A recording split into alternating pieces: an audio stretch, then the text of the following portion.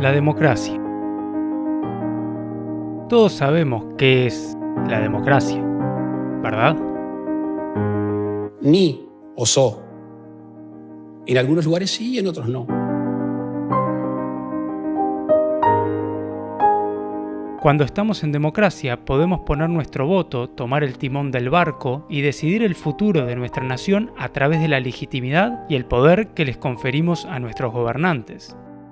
Soy un europeísta, soy alguien que cree en Europa. Porque de Europa, escribió alguna vez Octavio Paz, que los mexicanos salieron de los indios, los brasileros salieron de la selva, pero nosotros los argentinos llegamos de los barcos. Que los mexicanos salieron de los indios. Tenemos de invitado Alberto Fernández, presidente de Argentina, amigo nuestro. Nosotros los argentinos llegamos de los barcos.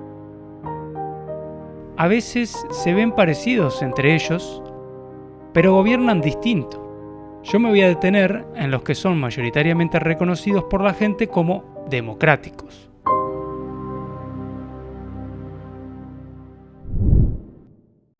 Para ser práctico, me gustaría listar los países que son democráticos y diferenciarlos de los que no lo son. Pero no existe tal definición binaria. La referencia que hoy podemos tener es una lista llamada Índice de la Democracia, donde hacen un ranking del país más democrático hasta el menos, usando nada más y nada menos que 60 indicadores diferentes con los que otorgan una puntuación. La lista la hizo una revista llamada The Economist.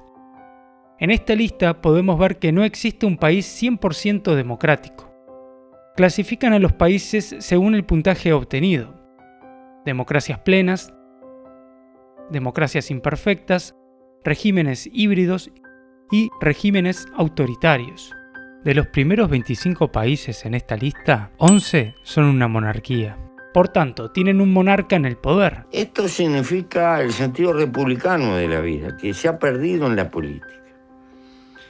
Porque si fuera para tener cortes de reyes y señores feudales y vasallos que se paran en el puente para tocar corneta cuando el señor sale de cacería, para todo eso, seguíamos con el mundo antiguo. ¿Para qué hicimos revoluciones en nombre de la igualdad y todo lo demás? Y ahora uno se asuma a alguna casa presidencial y más o menos lo mismo. Lo siento mucho. Me he equivocado y no volverá a ocurrir. Controversia en España por una nueva cuenta bancaria oculta en Suiza del rey emérito Juan Carlos I. Donaciones de Arabia Saudí. Su examante, Corina Larsen, declaró que el rey le había regalado 65 millones de euros. Y para que la honradez sea regla inexcusable de conducta. No volverá a ocurrir. Tienen muchos nombres dependiendo del país. Les dicen rey, emperador, califa, sultán. Todos ellos tienen algo en común: poder, que se hereda solo a través de su sangre. Así que, si estabas pensando en convertirte en rey, tus probabilidades son nulas.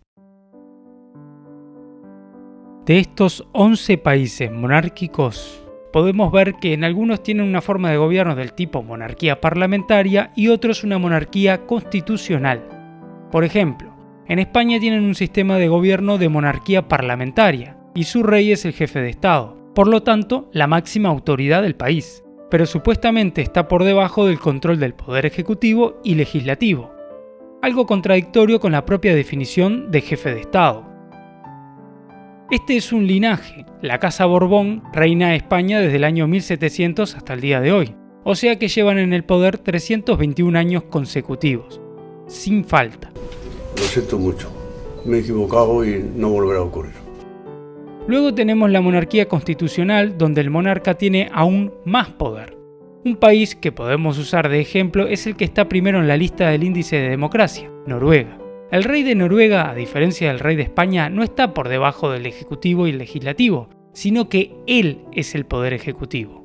Además, existen países que dependen del reinado de otro país, como es el caso de la monarquía británica de Isabel II, que tiene la soberanía de estos países.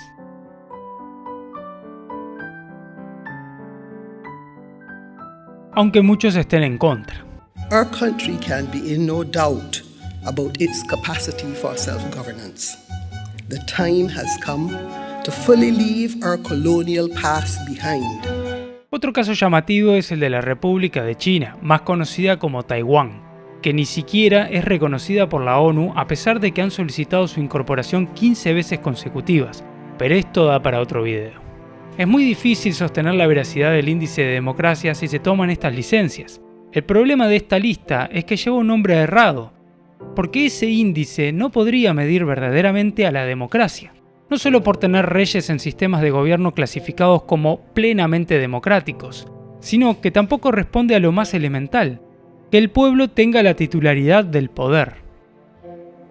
Me explico mejor con este ejemplo que usaron los muchachos de Wayne Maps. En una novela de ciencia ficción escrita por George Orwell, un gobierno elimina palabras del diccionario para controlarlos. Ahora imagínate eliminar la palabra como guerra o asesinar y otras del estilo, pero dejas la palabra paz. Cuando en un país no hay paz, entonces hay guerra. Pero no podés usar esa palabra porque ya no existe. Por tanto, diríamos que hay menos paz, llamando al problema con el nombre de la solución. Algo parecido está pasando con el uso de la palabra democracia. Pero empecemos por el principio. El origen. La versión más extendida sobre el origen de la palabra democracia proviene de los griegos. Pero otros sostienen que la democracia ya se había originado en muchas otras civilizaciones y tribus anteriores, lo cual tiene sentido. Mucho antes de la antigua Grecia existieron otras civilizaciones y esto sin contar otras más pequeñas. Como sea, la historia de la democracia en Grecia viene de una mitología, que te la resumo al toque. Cuenta el historiador Plutarco que el rey Teseo, supuesto hijo de Poseidón, el dios del mar, dividió a la población de Ática en tres clases: los nobles, los artesanos y los campesinos. La cuestión es que los artesanos y los campesinos parece que no se llevaban bien con los nobles, y se juntaron formando un grupo llamado demos, que se puede traducir como pueblo. O sea que el pueblo estaba compuesto por los artesanos y los campesinos, excluyendo expresamente a los esclavos y a los nobles. Kratia se puede traducir como fuerza, dominio o poder. En fin, de alguna manera, Demos y Kratia formaron una pareja, tuvieron un hijo llamado Democracia. La democracia comienza a partir de las reformas hechas por Clístenes en el año 508 a.C. en Atenas, hasta su suspensión en el año 322 a.C. Lo destacable de este sistema era que el poder era ejercido directamente por el pueblo en una asamblea.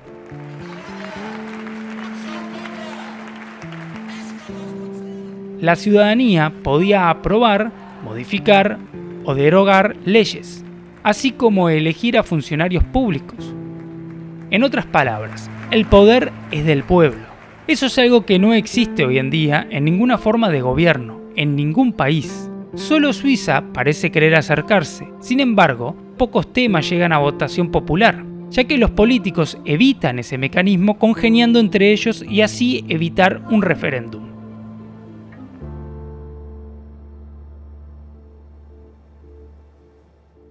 Por tanto, en la práctica no lo es. Además, aún les queda varios asuntos por resolver. El Estado acepta fortunas de dictadores como el congoleño Mobutu o ayuda a escapar a genocidas como el ruandés Kabuga. Y podría seguir con miles de ejemplos, pero también sería para otro video. Si la democracia es la sociedad organizada atribuyendo la titularidad del poder al conjunto de la ciudadanía, entonces, ¿por qué los políticos tienen privilegios e inmunidades diferentes a las tuyas? Tiene una situación de privilegio que no me conviene en este momento discutir. Leyes especiales, diferentes, superiores. Defendemos la monarquía parlamentaria y desde luego no van a encontrar ni al Partido Socialista ni a mi persona como presidente del Gobierno en ninguna intencionalidad de socavar ni la confianza en las instituciones, ni desde luego debilitar el pacto constitucional que creo que ha traído mucha prosperidad, democracia y futuro al conjunto de la ciudadanía española. No volverá a ocurrir. Para que se entienda mejor de qué estoy hablando, voy a mostrarte un caso real de un gobernante que goza y aprovecha estos privilegios y es un claro ejemplo del problema. El caso Manini Ríos. Él es el general Guido Manini Ríos, un ex militar, ahora senador uruguayo. Recientemente la Fiscalía Uruguaya lo imputó penalmente por la presunta comisión de delitos de violaciones a los derechos humanos ocurridas entre 1973 y 1985 durante la dictadura en Uruguay. ¿Por qué? Resulta que Manini estaba al tanto de una declaración reveladora de José Nino Gavazo, quien admitió abiertamente en el Tribunal Especial de Honor número 1 del Ejército que él había detenido y matado al jefe guerrillero del Movimiento de Liberación Nacional Tupamaros en 1973, quien según cuenta murió esposado en una silla y luego, por orden del general Esteban Cristi, lo tiraron al río.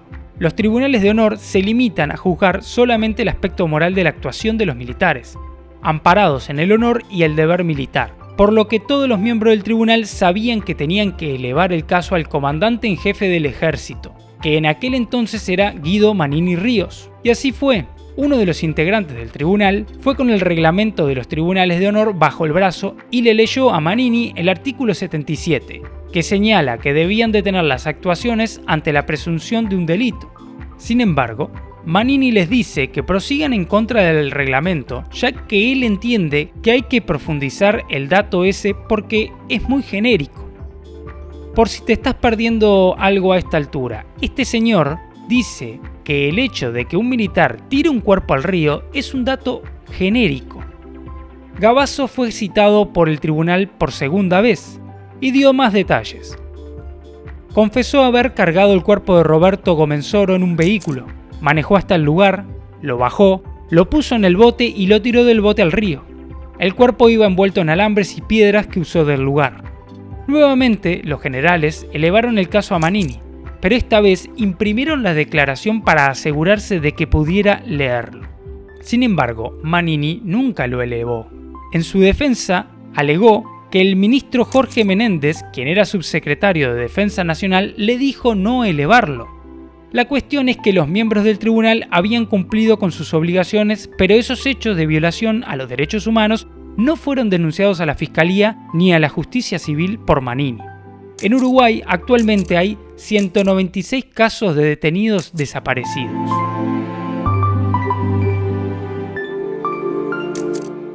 Por más increíble que parezca esta historia, lo peor está por venir. La Fiscalía entendió que había evidencia objetiva que lo implicaba en la comisión de un delito y por eso pidió la formalización de Manini. Pero este quería zafar a toda costa. Primero, con un recurso de inconstitucionalidad que había presentado en 2 ocasiones, que le fueron rechazados por la Suprema Corte de Justicia. ¿Quién es Artiguista? Guido Manini Ríos puede ser el nuevo Artigas. No, dije que no. ¿No querés? No. La suerte de Manini volvió a estar de su lado cuando fue electo como senador. Ya como senador de la República gozó del poder, los privilegios e inmunidades especiales que el resto del pueblo no tiene. Logró evitar a la justicia gracias a sus fueros. Si no hay desafuero, entonces se impedirá que haya una resolución judicial para definir si se inicia un juicio oral contra Manini Ríos. Le tengo que pedir un favor. ¿Me muestra las manos? El desafuero.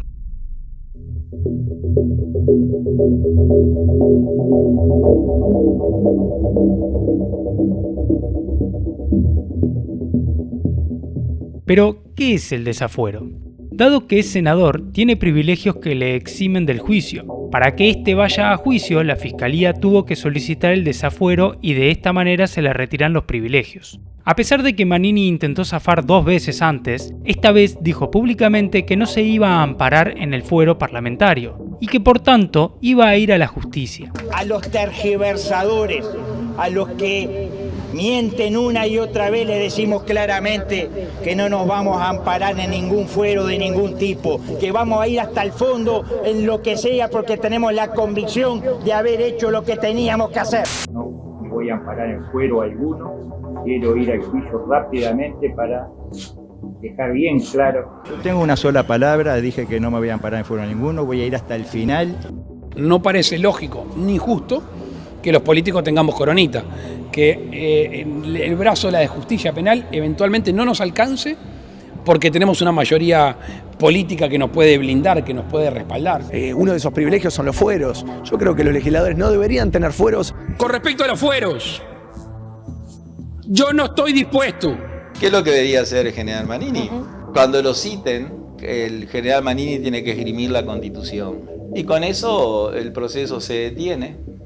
Cuando lo resuelva, el general Manini va a ser senador, va a tener la inmunidad de arresto, el Parlamento le tiene que votar el desafuero. Y estamos hablando de algo casi imposible que suceda.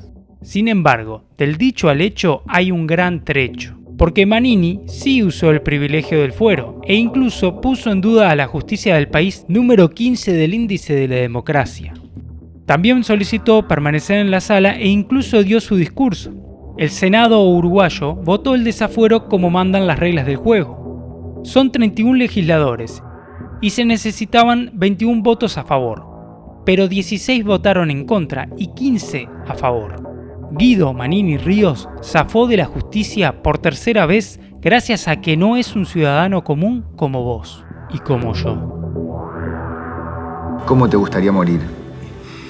Sin haberle hecho daño a nadie. Repúblicas de gobierno representativo. La historia del sistema de gobierno actual nada tiene que ver con el sistema de gobierno griego. El sistema actual nace hace 220 años, en donde había un rey y el resto de la gente estaba ahí. En Francia, para que no fuera tan visible que ellos tenían todo el poder, le consultaban a veces a una asamblea compuesta por los nobles, la iglesia, y del resto que quedaba ahí abajo se eligió a las personas con profesiones prestigiosas, como abogados, comerciantes, o sea, los burgueses. A los burgueses les había hecho eco un libro llamado El Contrato Social de Rousseau, publicado en 1762. Rousseau decía que todos debíamos participar en las leyes, si no, no serían leyes. Por tanto, había que quitar al rey.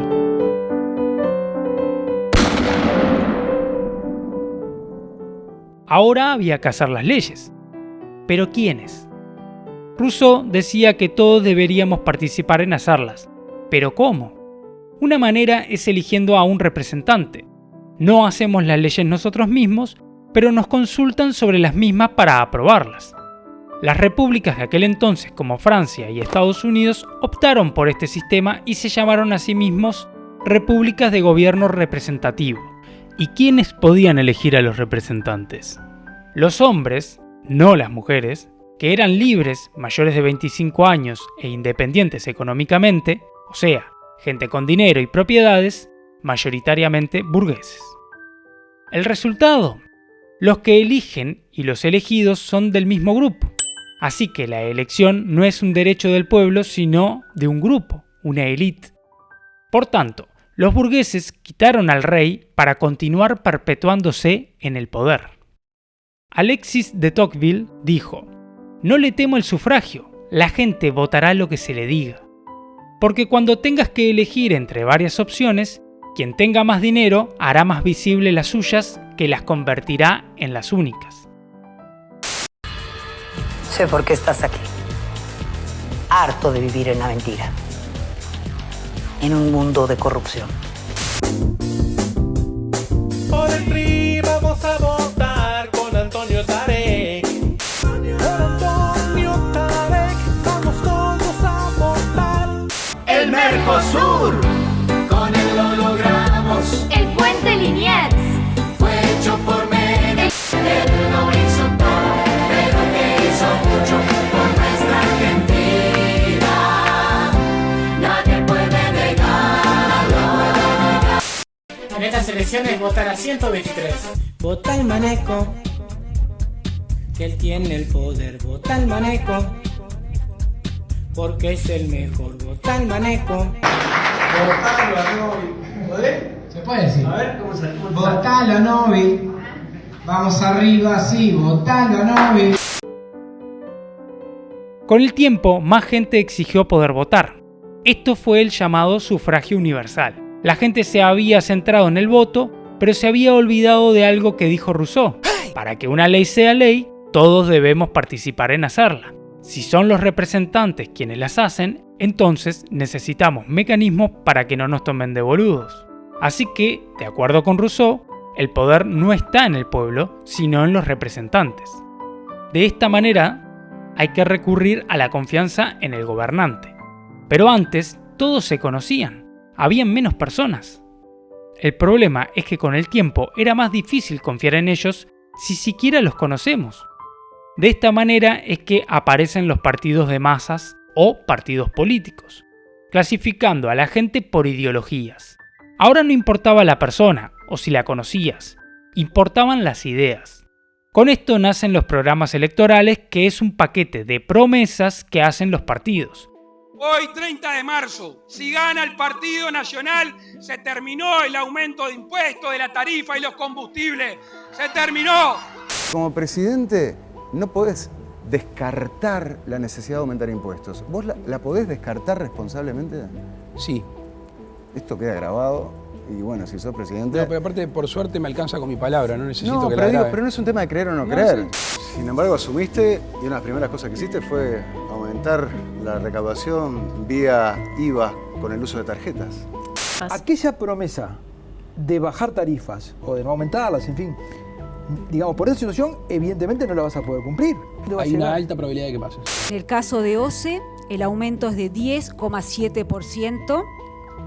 En el caso de UTE, el aumento es de 10,5%.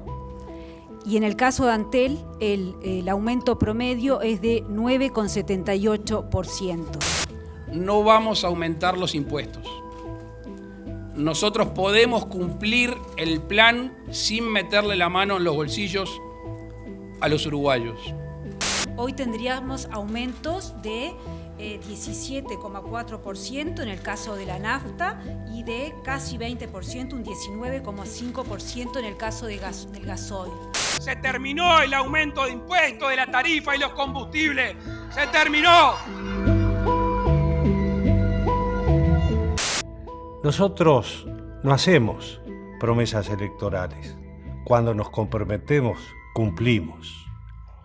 Hoy podemos comprometernos a frenar el crecimiento de las rapiñas y en 5 años reducir el número de los hurtos y rapiñas en un mínimo de un 30%. Y vamos a cumplir. Cuando nos comprometemos, cumplimos. Cuando nosotros decimos ningún cargo público de Podemos puede cobrar más de 3 salarios mínimos interprofesionales, estamos poniéndonos límites. No valen las promesas, o sea, no valen que yo te diga, pues fíjate, yo no voy a ser así. Ahí lo que hacen falta son las garantías.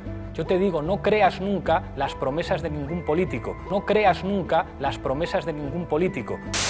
Se va a licitar un sistema de vuelos espaciales mediante el cual desde una plataforma que quizás se instale en la provincia de Córdoba, esas naves espaciales van a salir de la atmósfera, se van a remontar a la estratosfera y desde ahí elegir el lugar a donde quieran ir. De tal forma que en 1 hora y media podemos estar desde Argentina, en Japón, en Corea o en cualquier parte del mundo.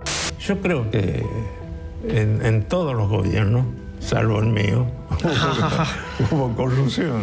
¿En su gobierno no hubo corrupción? No hubo corrupción. ¿Nada? Nada.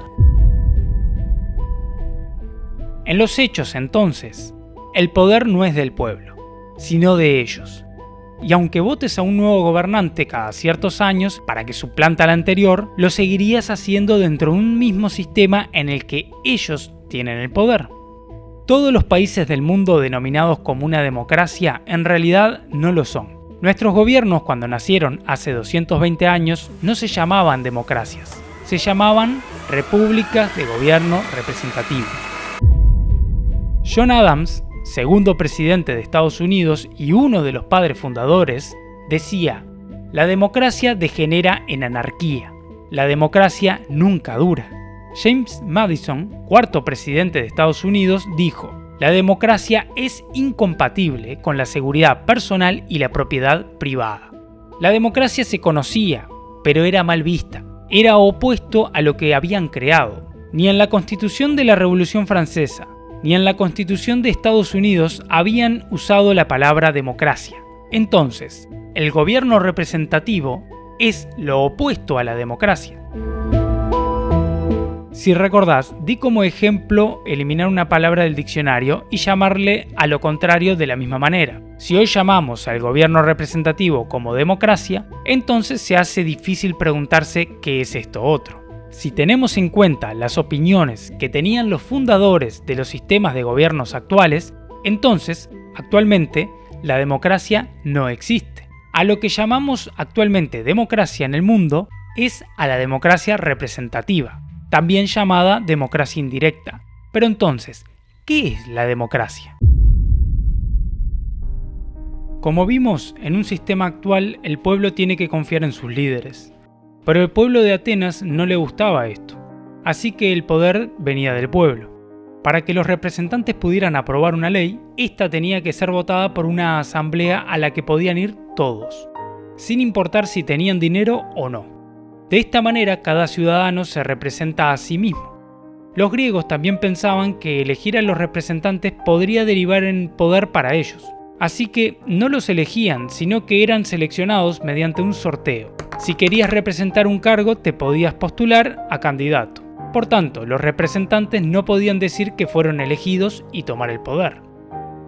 Los representantes están debajo en la pirámide y su trabajo es la de proponer cosas que aprueban los de arriba, o sea, el pueblo. Además, los ciudadanos también pueden proponer cosas porque el centro de poder está arriba.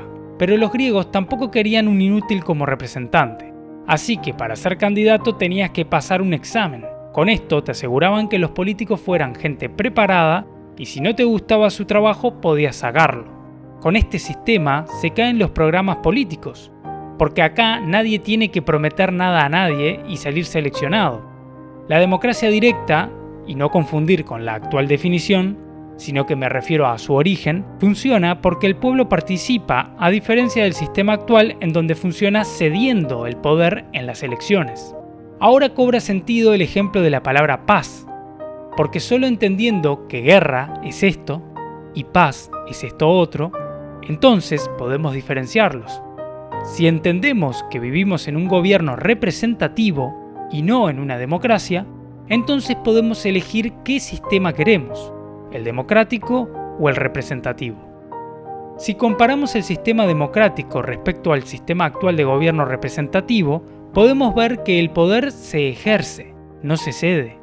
Se está obligado a cumplir, no a hacer promesas electorales. Existen diversidad de opiniones, no se polariza para sacar rédito político. Al no existir partidos políticos, se buscan nuevas ideas, no se imponen. Como opinión personal diría que incluso si existiera la democracia en el mundo, nada nos aseguraría que todos nuestros problemas sean resueltos. También sería necesario ahondar más en las formas en que el sistema funcione para evitar, por ejemplo, que grupos mayoritarios voten leyes en contra de las minorías, por su raza, sexo, religión, etcétera, etcétera, etcétera. Pero no tengo duda alguna que ese es el camino.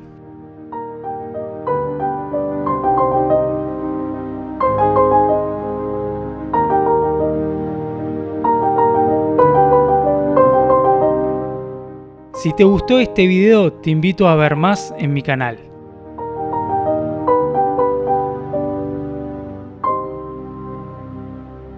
Chao.